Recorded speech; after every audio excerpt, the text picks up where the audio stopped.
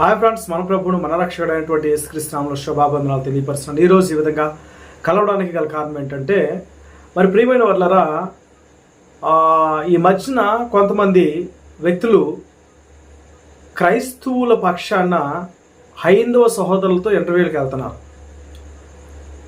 వారిలో మనకు తెలిసిన వారు విజయ్ కుమార్ గారు ఉన్నారు, విజయప్రసాద్ రెడ్డి గారు ఉన్నారు, జాన్ బాబు గారు ఉన్నారు, అలాగే ఈ మధ్య కాలంలో జాన్ పాల్ గారు ఉన్నారు.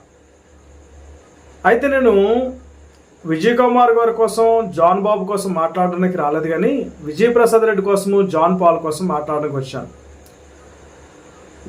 విజయప్రసాద్ రెడ్డి యొక్క వీడియో ఎందుకు వైరల్ అవుతుంది, ఎందుకు ఆ వీడియో మీద ట్రోల్ చేస్తున్నారు, ఎందుకు విజయప్రసాద్ రెడ్డి గారి పైన, ఆయన మాటల పైన ఎక్కువ మంది స్పందించి వీడియోలు చేస్తున్నారు, ఎందుకు జాన్ పాల్ గారి మీద వీడియోలు చేయట్లేదు. ఒకరో ఇద్దరో చేస్తుంటారు, కానీ ఎక్కువ మంది చేయట్లేదు. ఎందుకు, కారణం ఏంటి అనేది మనం ఆలోచన చేస్తే, ప్రియమైన వాళ్ళరా, విజయప్రసాద్ రెడ్డి గారికి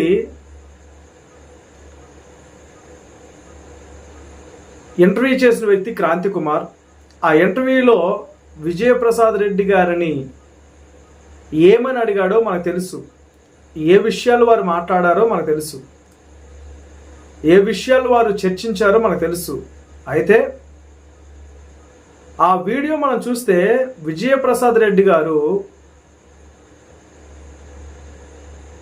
అసలు ఏం మాట్లాడారు, ప్రభువును మహింపరిచే విధంగా మాట్లాడారా లేకపోతే లేదా అనేది మనందరికీ తెలుసు. ఇక్కడ నేను ఏంటి మాట్లాడాలనుకుంటున్నానంటే, ప్రియమైన వాళ్ళారా, విజయప్రసాద్ రెడ్డి గారి గురించి ఏమొచ్చి అనేక మంది అనేక వీడియోలు చేశారు. మరి ఈ యొక్క జాన్ పాల్ గురించి ఎందుకు వీడియోస్ చేయట్లేదు ఎవరు కూడా? అసలు ఈ రెండింటి మధ్య ఏంటి వ్యత్యాసం? ఈ రెండు వీడియోల మధ్యన ఏంటి వ్యత్యాసం? రెండు వీడియోల మధ్యన ఏంటి వ్యత్యాసం?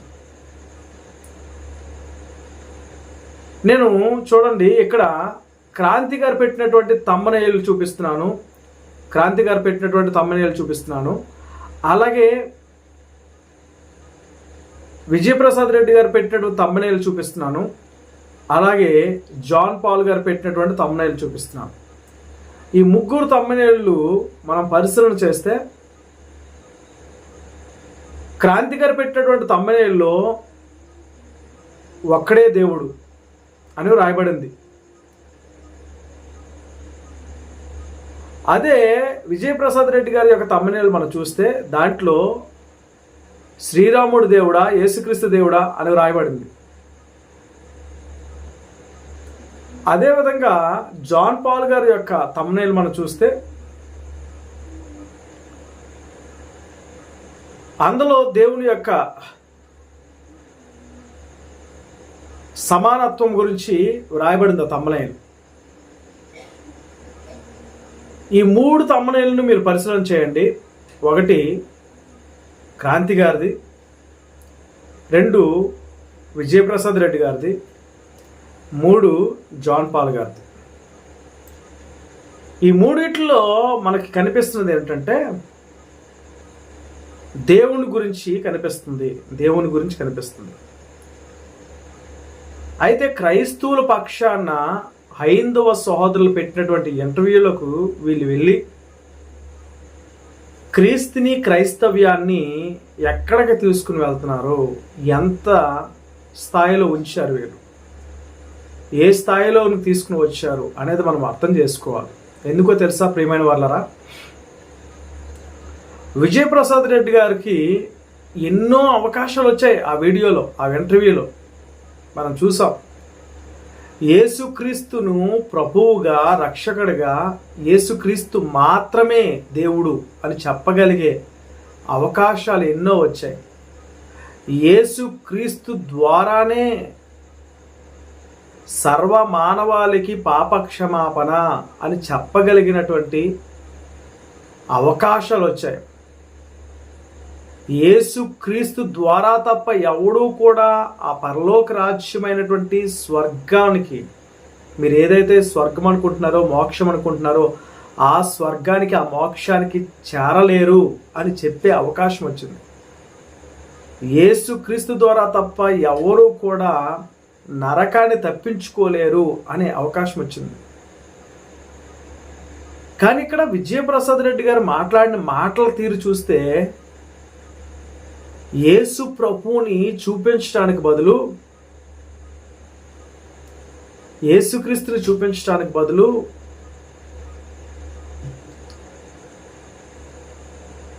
తనను తాను చూపించుకుంటున్నాడు. తన బంధువుల్ని, తన స్నేహితుల్ని, తనని అభిమానించే వారిని యేసు ప్రభువు కంటే వారికి ఎక్కువ విలువనిచ్చి వారి విషయమై ఆయన క్రీస్తును తగ్గించి మాట్లాడుతున్నాడు. ఇక్కడ విజయప్రసాద్ రెడ్డి గారికి చూడండి, ఎవడు నా నామమును ఒప్పుకొనకపోతే వాడిని నేను ఒప్పుకొనని ప్రభు అన్నాడు. ఎవడు నా నామాన్ని ఒప్పుకోడో వాడిని నేను ఒప్పుకోనన్నాడు ప్రభు. ఈ విజయప్రసాద్ రెడ్డి గారు నరకాల గురించి మాట్లాడినప్పుడు శివుడు కూడా నరకాన్ని తయారు చేశాడు అని చెప్పాడు కదా. మీ మత గ్రంథాలు నరకం గురించి చెప్తున్నాయని చెప్పాడు కదా. ఓకే, అన్ని మత గ్రంథాలు నరకం గురించి చెప్తున్నాయి, కానీ బైబిల్ ఏం చెప్తుంది? మీరు శివుడు నరకాన్ని నమ్ముతున్నారా అని వారిని ప్రశ్నిస్తున్నాడు. వారు ఎలాగ వాళ్ళ దేవుళ్ళు నమ్ముకుంటారు, కానీ దేవుళ్ళు అనబడిన వారు, దేవతలు అనబడిన వారు ఉన్నను మనకు ఒక్కడే దేవుడు, ఆయనే ప్రభు అయిన యేసుక్రీస్తు. అది నువ్వు తెలియపరచాలి కదా విజయప్రసాద్ రెడ్డి గారు. మనకు దేవుళ్ళు దేవతలు ఎంతమంది భూమి మీద ఉన్నను మనల్ని పుట్టించిన వాడు, మనల్ని కలుగు చేసిన వాడు, ఆయన లేకుండా ఏది కలగలేదు కనుక అటువంటి వాడు ఎవరైనా ఉన్నారంటే ప్రభు అయిన యేసుక్రీస్తు మాత్రమే అని చెప్పాలి మీరు. అని చెప్పకుండా యేసు ప్రభు యొక్క ఆ యొక్క మాట వచ్చినప్పుడల్లా, లేకపోతే ఆయన గురించి వచ్చిన ప్రస్తావన వచ్చినప్పుడల్లా, యేసుక్రీస్తు గురించి ప్రస్తావన వచ్చినప్పుడల్లా ఆయనను దాటుకుంటూ వెళ్ళిపోయారు మీరు. ఆయనను హెచ్చించడానికి బదులు ఆయనను హెచ్చించకుండా ఆయనను దాటుకుంటూ మీరు వెళ్ళిపోయారు.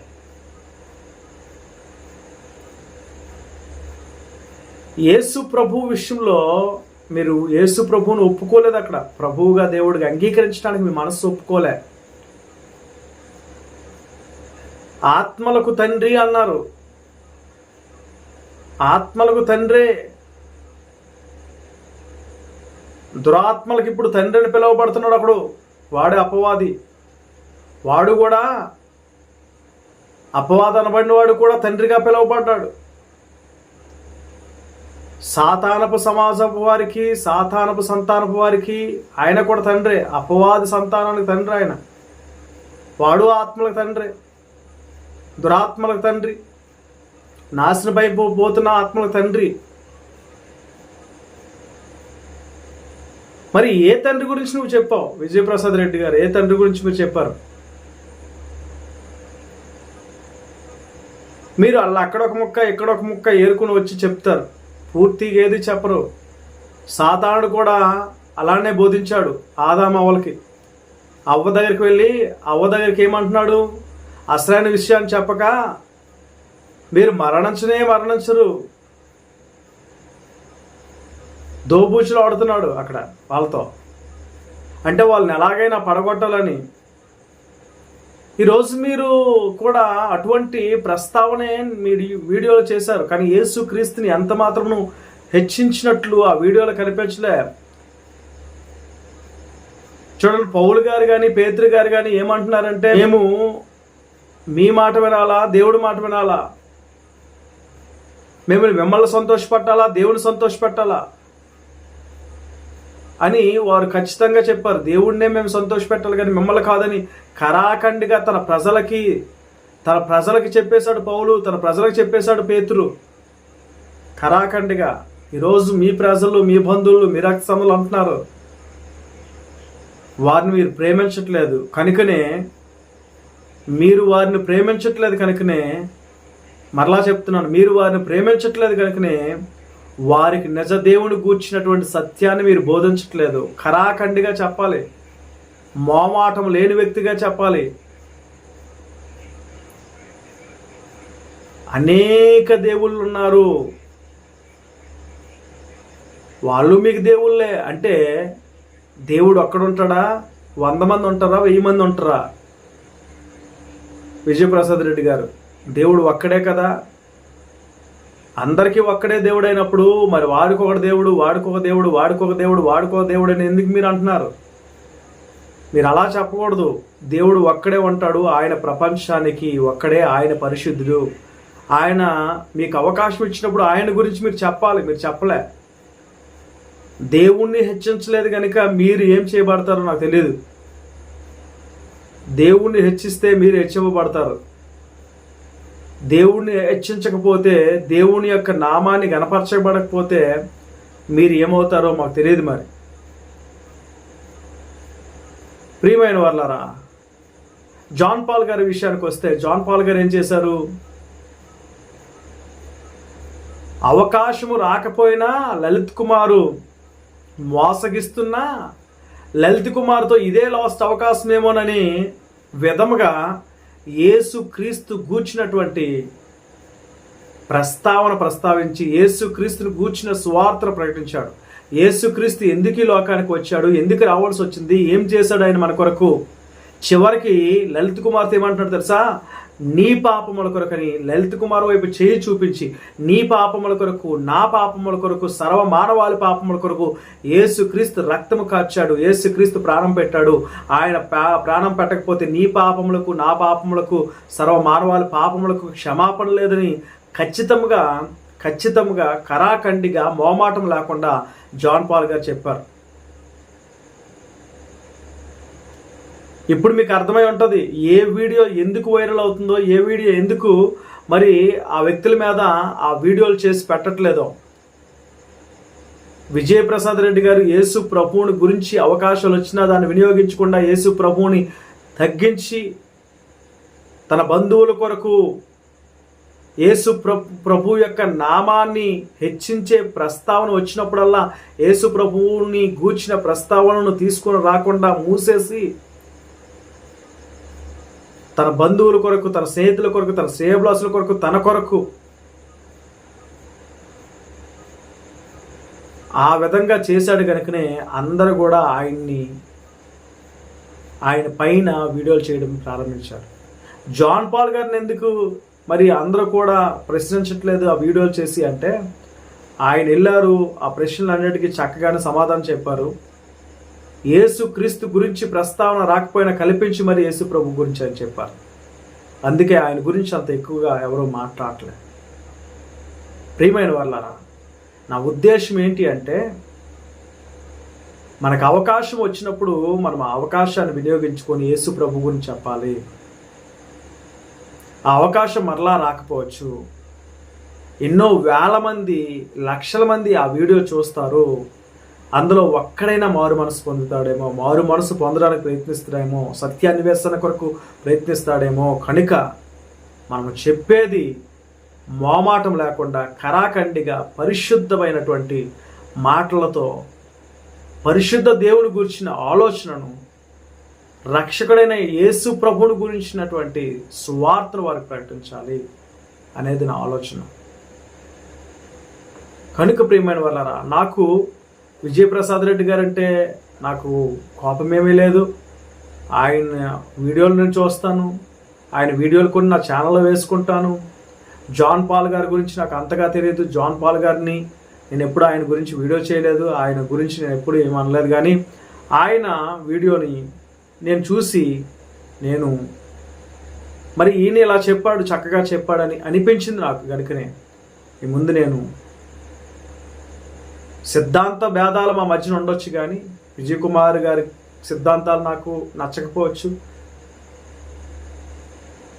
జాన్ పాల్ గారి సిద్ధాంతాలు నాకు నచ్చకపోవచ్చు. కానీ యేసుక్రీస్తు గురించి ఏదైనా ప్రస్తావన మనకు వచ్చేటప్పుడు దాన్ని వినియోగించుకొని యేసుక్రీస్తుని గురించిన స్వార్థను మనం ప్రకటించాలి అనేది నా యొక్క ఉద్దేశం. కనుక ప్రియమైన వాళ్ళరా, నా ఉద్దేశం ఏంటి మీరు అర్థం చేసుకున్నారని నేను నమ్ముతున్నాను. కనుక రోజు మనము జాన్ పాల్ గారు చక్కగానే వివరించారని, అందుకే ఆయన్ని ఎవరు కూడా ఆయన మీద ప్రశ్నించేవారుగా లేరని మనకు అర్థమవుతుంది. విజయ్ కుమార్ గారిని ఎందుకు అలా ప్రశ్నిస్తున్నారంటే, యేసుక్రీస్తు గురించి ప్రస్తావన వచ్చినప్పుడల్లా దాన్ని మూసేశాడు, ఆయన దాచేశాడు, దాన్ని బయటికి ఎక్స్పోజ్ చేయలేదు. యేసు ప్రభువుని ఎక్స్పోజ్ చేయలేదు, యేసు ప్రభువుని బయటికి తీసుకురాలేదు. ఆయన వల్ల కలిగిన మేలు, ఆయన వల్ల ఏం జరుగుతుందో చెప్పలేకపోయాడు. మనుషులను సంతోషపరిచాడు, దేవుణ్ణి కాక. అందుకే అనేక మంది ఆయన మీద వీడియోలు చేస్తున్నారు. ప్రియమైన వాళ్ళారా, మీకు నా వీడియో అర్థమైందని నేను అనుకుంటున్నాను. ఇంకొక వీడియోలో మరలా కలుద్దాం. దేవుడు మళ్ళీ దీవించును గాక. ఆమేన్. Thank you.